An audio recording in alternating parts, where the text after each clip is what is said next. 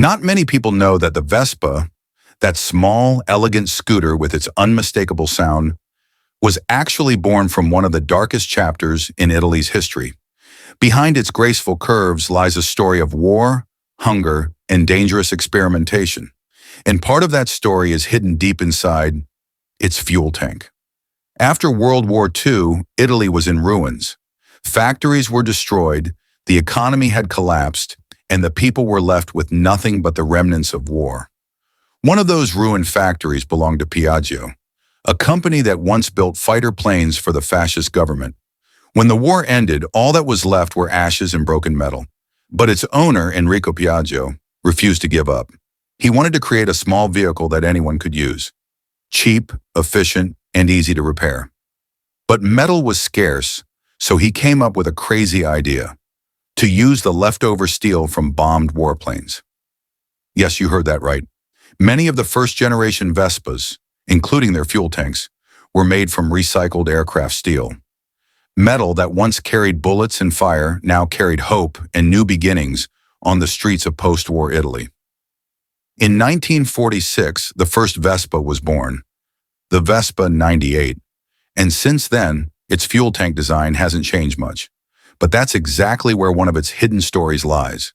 The classic Vespa's tank sits right under the seat, sealed tight. At first, it was seen as practical and elegant, but few knew it would later become a hidden source of trouble. The tank was made of bare steel, with no anti-rust coating.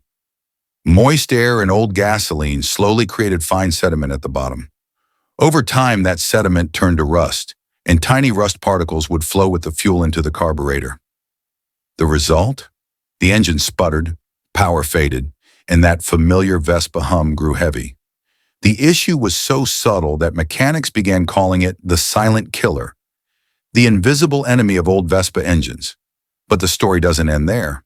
In the early 1950s, Piaggio conducted a secret experiment, mixing gasoline with alcohol to cut fuel costs. The result was disastrous.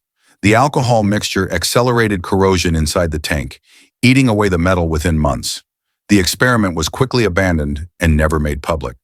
Only a few factory notes ever mentioned it again. And here's another little-known fact. The Vespa's fuel cap was designed by Corradino Descanio, the helicopter engineer who also designed the scooter itself. He added a tiny micro-vent hole to release pressure when the engine got hot. The problem? That hole often got clogged with dust. When that happened, a vacuum formed in the tank, and the fuel stopped flowing to the engine. Back then, many Vespa owners panicked, thinking their engines had failed, when all they needed was to clean the fuel cap. As years passed, Vespa evolved. Its design became sleeker, its materials more refined, but the soul of the classic scooter never changed. Yet those old tanks remain silent witnesses of history. Some are rusted, some leak, but many still breathe the faint scent of two-stroke oil and aged steel. Collectors know one thing for sure: an original Vespa tank, no matter how corroded, is priceless. Some restorers refuse to replace them, choosing instead to repair them with tin and patience, using the same methods Italian mechanics used in the 1950s. Because to them, every scratch, every bit of rust, is a part of the Vespa's soul. Vespa is not just a machine, it's a symbol of freedom, a cultural icon that has crossed generations and continents. And beneath its beauty lies a layer of history few have ever touched. A story of war, resilience, and the rebirth of metal once forged for destruction. So if you own an old Vespa, take a look inside its tank someday. You might still find a trace of the past, a bit of dust from history, or perhaps a speck of rust from a warplane's wing that once flew over Italy. That tank isn't just a container for fuel. It's a vessel of memory, a reminder of struggle, survival, and timeless craftsmanship. This old Vespa, it carries a dark story behind its tank. Many people see Vespa as a retro-styled scooter with charm and elegance.